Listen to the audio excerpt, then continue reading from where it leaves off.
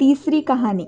दोस्तों, कहते हैं जब पांडवों के पिता पांडु मरने के करीब थे तो उन्होंने अपने पुत्रों से कहा कि बुद्धिमान बनने और ज्ञान हासिल करने के लिए वे उनका मस्तिष्क खा जाए। केवल सहदेव ने उनकी इच्छा पूरी की और उनके मस्तिष्क को खा लिया।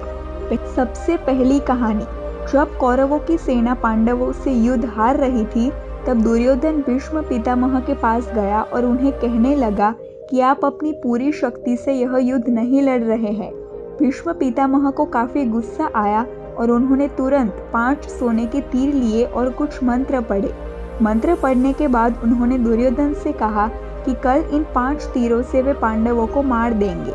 मगर दुर्योधन को भीष्म पितामह के ऊपर विश्वास नहीं हुआ और उसने तीर ले लिए और कहा कि वह कल सुबह इन तीरों को वापस करेगा।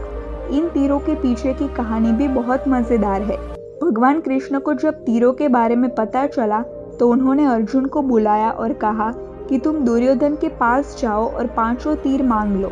दुर्योधन की जान तुमने एक बार गंधर्व से बचाई थी, इसके बदले उसने कहा था कि कोई एक चीज जान बचाने के लिए मांग लो।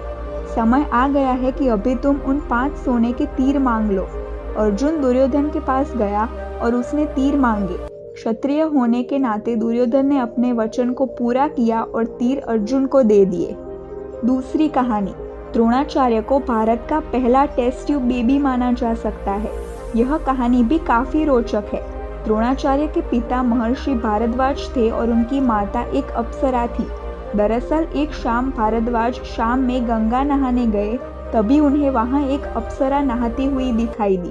उसकी सुंदरता को देख ऋषि मंत्रमुग्ध हो गए और उनके शरीर से शुक्राणु निकला, जिसे ऋषि ने एक मिट्टी के बर्तन में जमा करके अंधेरे में रख दिया।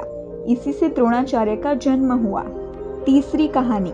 दोस्तों, कहते हैं जब पांडवों के पिता पांडु मरने के करीब थे तो उन्होंने अपने पुत्रों से कहा कि बुद्धिमान बनने और ज्ञान हासिल करने के लिए वे उनका मस्तिष्क खा जाए।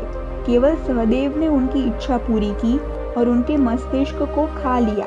पहली बार खाने पर उसे दुनिया में हो चुकी चीजों के बारे में जानकारी मिली। दूसरी बार खाने पर उसने वर्तमान में घट रही चीजों के बारे में जाना और तीसरी बार खाने पर उसे भविष्य में क्या होने वाला है इसकी जानकारी मिली। चौथी कहानी। सहदेव, जो अपने पिता का मस्तिष्क खाकर बुद्धिमान बना था, उसमें भविष्य देखने की क्षमता थी। इसलिए दुर्योधन उसके पास गया और युद्ध शुरू करने से पहले उससे सही मुहूर्त के बारे में पूछा। सहदेव यह जानता था कि दुर्योधन उसका सबसे बड़ा शत्रु है, फिर भी उसने युद्ध शुरू करने का सही समय बताया। पांचवी कहानी। महाभारत के युद्ध के समय कौरवों और पांडव की सेना का खाना एक ही जगह बनता था। महाभारत के युद्ध में उडुपी के राजा ने निरपेक्ष रहने का फैसला किया था। उडुपी का राजा न तो पांडव की तरफ से था और न ही कौरव की तरफ से। उडुपी के राजा ने श्री कृष्ण से कहा था कि कौरवों और पांडवों की इतनी बड़ी सेना को भोजन की जरूरत होगी और हम दोनों तरफ की सेनाओं को भोजन बनाकर खिलाएंगे। इस प्रकार उडुपी के राजा ने सभी को युद्ध के समय तक खाना खिलाया। जब 18 दिन तक चलने वाले इस युद्ध में कभी भी एक दिन भी खाना कम नहीं पड़ा, तो युद्ध समाप्त होने के बाद राजा युधिष्ठिर ने जब उडुपी के राजा से इस बारे में पूछा तो उन्होंने इसका श्रेय भगवान कृष्ण को दिया। राजा ने कहा कि जब रोज श्री कृष्ण भोजन करते हैं तो उनके आहार से उन्हें पता चल जाता है कि कल कितने लोग मरने वाले हैं और उसके बाद के दिन कितना खाना चाहिएगा, और खाना इसी हिसाब से बनाया जाता था। इसीलिए कभी भी खाना कम नहीं पड़ा। छठी कहानी। कर्ण की दोस्ती दुर्योधन की पत्नी से थी। जी हाँ, बहुत कम लोग यह बात जानते हैं। कर्ण और दुर्योधन की दोस्ती के किस्से तो काफी मशहूर है। कर्ण और दुर्योधन की पत्नी दोनों एक बार शतरंज खेल रहे थे। इस खेल में कर्ण जीत रहा था, तभी भानुमति ने दुर्योधन को आते देखा और खड़े होने की कोशिश की। दुर्योधन के आने के बारे में कर्ण को पता नहीं था, इसलिए जैसे ही भानुमति ने उठने की कोशिश की, कर्ण ने उसे पकड़ना चाहा।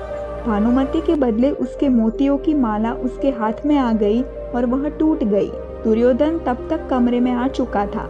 दुर्योधन को देखकर भानुमति और कर्ण दोनों डर गए कि दुर्योधन को कहीं कुछ गलत शक न हो जाए। मगर दुर्योधन को कर्ण पर काफी विश्वास था। उसने सिर्फ इतना कहा कि मोतियों को उठा ले। 7वीं कहानी, कर्ण की दानवीरता की कसौटी। कर्ण दान करने के लिए काफी प्रसिद्ध था। कर्ण जब युद्ध क्षेत्र में आखिरी सांस ले रहा था तो भगवान कृष्ण ने उसकी दानशीलता की परीक्षा लेनी चाहिए। वे गरीब ब्राह्मण बनकर कर्ण के पास गए और कहा कि तुम्हारे बारे में काफी सुना है और तुमसे मुझे अभी कुछ उपहार चाहिए। कर्ण ने उत्तर में कहा कि आप जो भी चाहे मांग ले। ब्राह्मण ने सोना मांगा। कर्ण ने कहा कि सोना तो उसके दांत में है और आप इसे ले सकते हैं। ब्राह्मण ने जवाब दिया कि मैं इतना कायर नहीं हूँ कि मैं तुम्हारे दांत तोड़ूं। कर्ण ने तब एक पत्थर उठाया और अपने दांत तोड़ लिए। ब्राह्मण ने इसे भी लेने से इनकार करते हुए कहा कि खून से सना हुआ यह सोना वह नहीं ले सकता। कर्ण ने इसके बाद एक बाण उठाया और आसमान की तरफ चलाया। इसके बाद बारिश होने लगी और दांत धुल गया। दोस्तों, ऐसी महाभारत की कई रोचक कहानियां हैं जिन्हें आप जानना चाहते हैं तो हमारी चैनल फैक्ट्स विद हिस्ट्री को सब्सक्राइब कीजिए। धन्यवाद।